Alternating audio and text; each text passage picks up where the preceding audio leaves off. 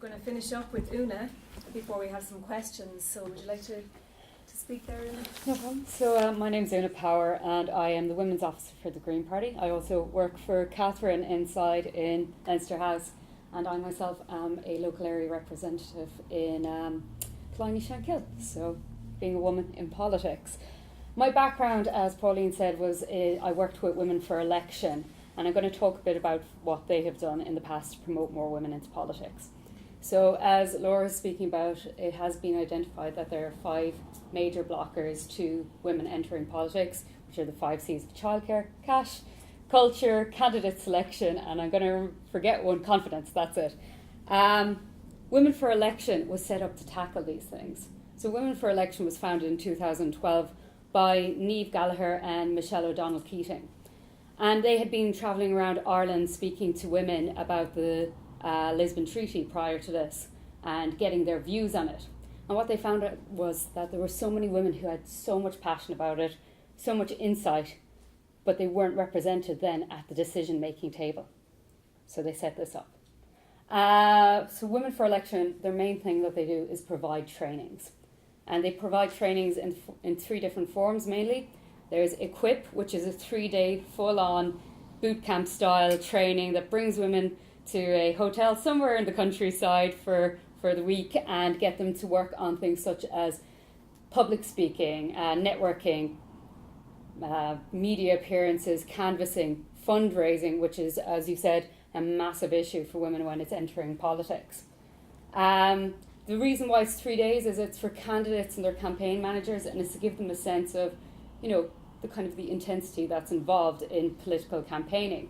But the main grasp of it is to demystify the process for women. Because I think when you're on the outside of politics, it can seem very overwhelming. And I know somebody we were speaking to earlier spoke about how they felt, they don't have a degree in politics. How can you understand what's going on inside in politics? And I think that has been used previously to keep people out of it, to make politics seem something that you really need to be in there and have family background and have a university background. Whereas Women for Election are like, come in, we'll tell you what it's really like, we'll break it down for you, and we'll make you realise that you can actually do this yourself. So that's the training aspect of it, but they were also very much adamant that they'd set up a network. And this network was to be cross-party, non-partisan, just helping each other. And that sounds like a beautiful ideal, that people from different parties would come together and put aside all policy and work and cooperate. It actually does work, as surprising as that may sound. And to give an example, there was a rural candidate from, I think, Cork, they were Fianna Fáil, and there was a rural candidate from Sinn Féin who, you wouldn't think they'd go together, but they used to speak to each other because they're able to give insight into what it was like to be a rural female candidate and help each other out. And they stayed in contact post the trainings. I forgot to mention the other trainings that we were the Inspire, which was just a day-long training, bringing people together, and that was very much in with the networking as well. And then there was the 3rd level training where we would have worked with USI as well. And that was great. I worked on that primarily. It was fantastic to get in with 3rd level women and get them thinking about leadership at that age. Because already you see it at the 3rd level that men are dominating it when it comes to running. And whenever there was training, there was an instant take-up in the number of women running in the next election. And it's fantastic to see in the USI as well that they have a Women in Leadership programme that they run every year, and that they have such high prominent women in their organisation, such as Annie Hoey, who's just outgoing, I believe now, and Sheena Cahill. And I think it's very inspiring for people to come up and see that. The next thing that Women for Election called on was for support for people. And this was true during the general election campaign. They had the Elect Women hashtag and going around campaigning for people to elect women. And in doing this, it was to get people to think about the female candidates in their area. Because what we got a lot of in criticism was, oh, you just expect me to back any woman, is it? What's the point of that? What if they don't align with my politics? And we were like, go out there and find the woman who aligns with your politics. There's plenty of choice in nearly all your constituencies, bar one, which was Limerick County, the only constituency in Ireland not to have a female candidate. But we were saying, go and look for them and support them. That's what we're looking for from you. And that was quite effective. We had a lot of female candidates take up that mantra when they're out and about, and their supporters were tweeting about it, Facebooking about it, taking pictures, getting little press releases, and it really did have a lot of momentum behind it. And we also ran a campaign just showing people who are the candidates in your constituency. Check them out and made sure to highlight them all. So those are called soft measures when it comes to tackling the issues facing women getting into politics. But the main thing was there had to be something stronger, and I'm going to reiterate this talk about quotas. Quotas were essential. They're absolutely essential. A lot of people don't like them. There's a lot of argument against them. But as Laura said, we jumped from 15% in the 2011 elections to 22% in the 2016. That's huge. And it wouldn't have happened naturally. At the pace that we were growing, it would have taken 250 years for women to gain equality inside the Dáil. That's absolutely insane.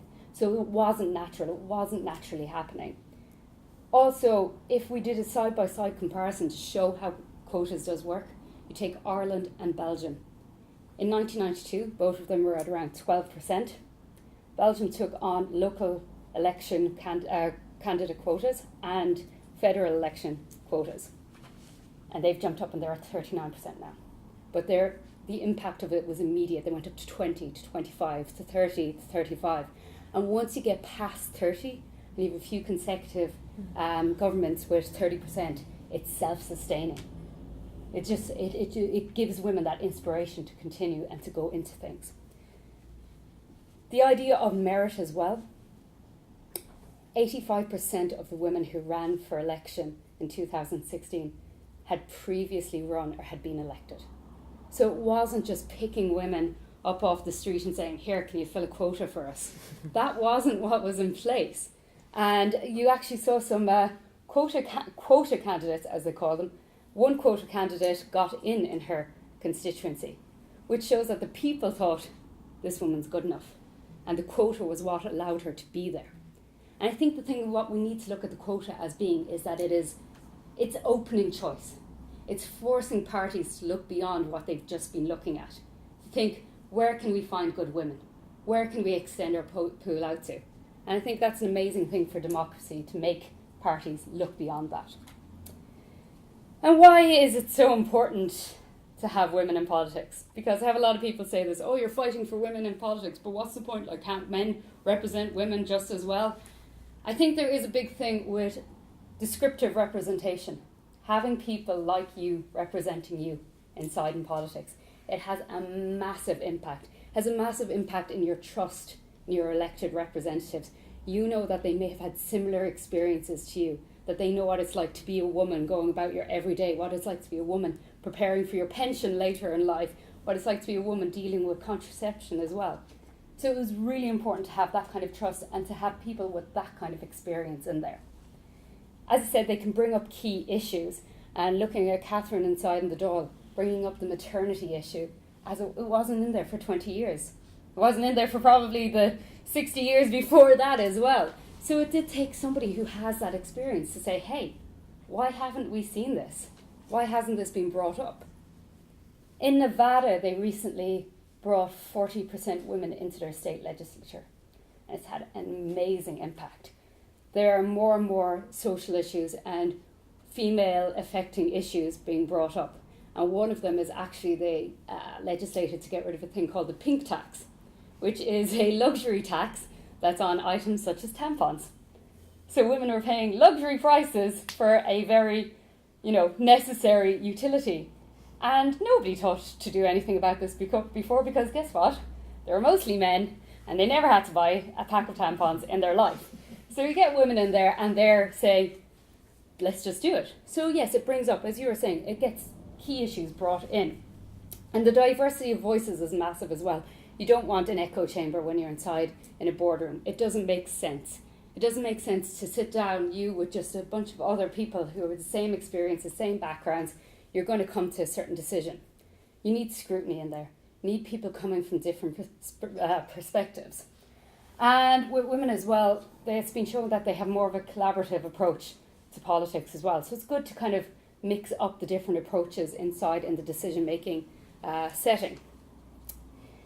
And to talk about the diversity of voices again, I think it's really funny that there was a quote unearthed from Leo Varadkar that he said several years ago, and is brilliant in the light of him actually reducing the number of women in his overall ministerial setup. When he first got into politics, he said, "I was amazed by how few women were in here. Having 50% women, or even 30% women at a decision-making table makes a phenomenal difference to the outcome." He said that back in 2011. He did not live up to his words. It is very important that we have that diversity of voices at a decision-making level. Think about going forward. What are the positive things? The positive things are that we had growth, that it's up to 22%, and that we have quotas building up for the next elections as well. And this will force people into action.